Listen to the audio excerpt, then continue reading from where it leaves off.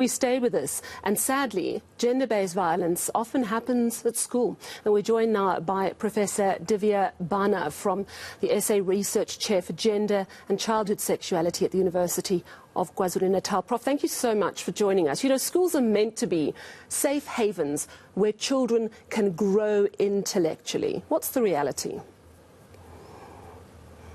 Thanks very much. The reality is that, you know, we have a situation in schools that reflect a broader society, such that the heinous crimes that we are witnessing in everyday South African society is reflected in different ways in school settings. And there's urgent need to attend to these sort of violations that happen mainly against girls, unfortunately, although not excluding boys, but it happens to girls on the way to school, inside schools, inside the classroom, on the playground, in the corridors, in the school toilets, and then on the way back home from school. So there's a continuum and a real cause for concern. Yeah. And, you know, rape and sexual attacks are the extreme and obviously must get the most attention. But there's so many different, sometimes more subtle forms of sexual abuse or sexualization, starting with seemingly innocuous acts or phrases. So definitely, and I think... Go on. So this is the work that we're doing here at in terms of addressing gender and childhood sexuality, in terms of trying to understand and providing a more consolidated, evidence-based, generating evidence about what really happens to boys. Prof, I think we've your pick with us has frozen. We're going to try one more time, but I do think we might have connection problems. Professor, can you hear me? Yes, I can. Fantastic. You can go on.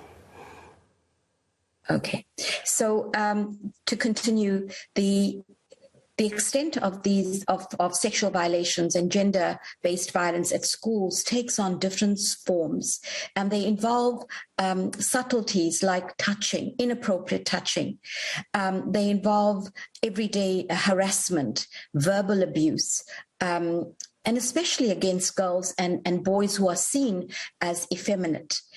They also take on physical forms in terms of actual violence.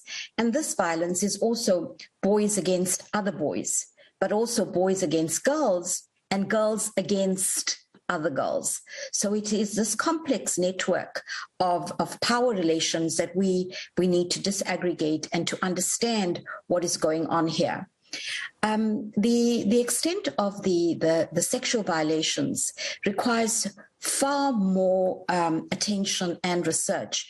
When young people come to school, the school in many of our contexts may be the only formal structure that young people have to address that violence, to report that violence. So in many ways, the school may be ground zero in terms of reporting sexual violence that may be happening in the home or in the community. Unfortunately, then, the school reproduces that sort of violence because girls face sexual harassment. And I mean, I'm very pleased to note that there, stringent action taken against male teachers and but then they also face such harassment from older male peers. So it's really a complex issue that we really need to bring attention to. Yeah, it absolutely is. And, you know, there's so much attention. We talk about it so much. But how do we fix it? I mean, at a school level, we know about bullying policies.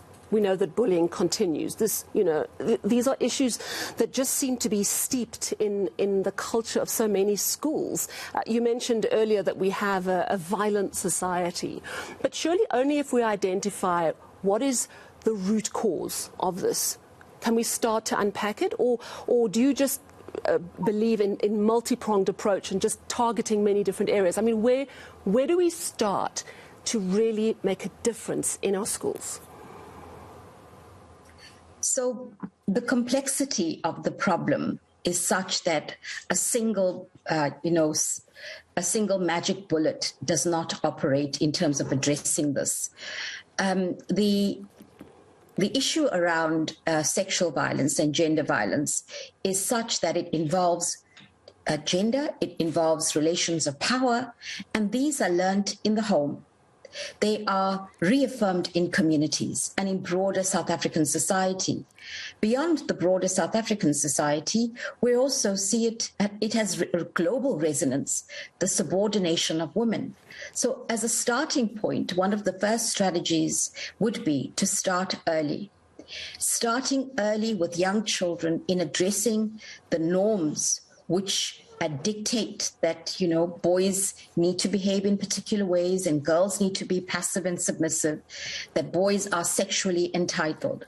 It starts in the families that, in families that reproduce, such sort of unequal norms. It is no wonder then that children come to school carrying these ideas and ideologies, and they get played out in terms of what goes on.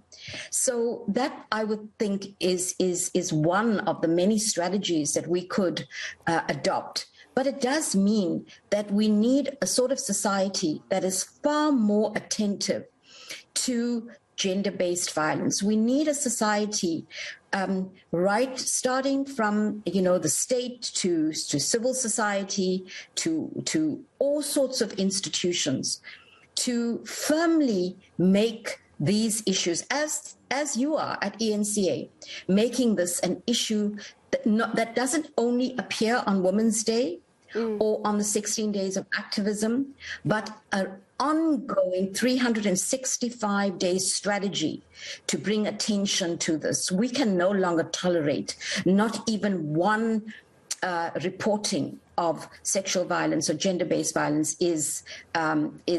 must be tolerated. We have to bring it to zero. Yeah, we absolutely do. Thank you so much. And we've got to start young, as you say. We've got to start immediately addressing sexist behaviour, sexist thoughts, and explain issues such as consent from a very, very early age. Thank you so much for chatting to us. Professor Deevia Bhana from she's the Essay Research Chair, in fact, for Gender and Childhood Sexuality at the University of Kwazulu Natal.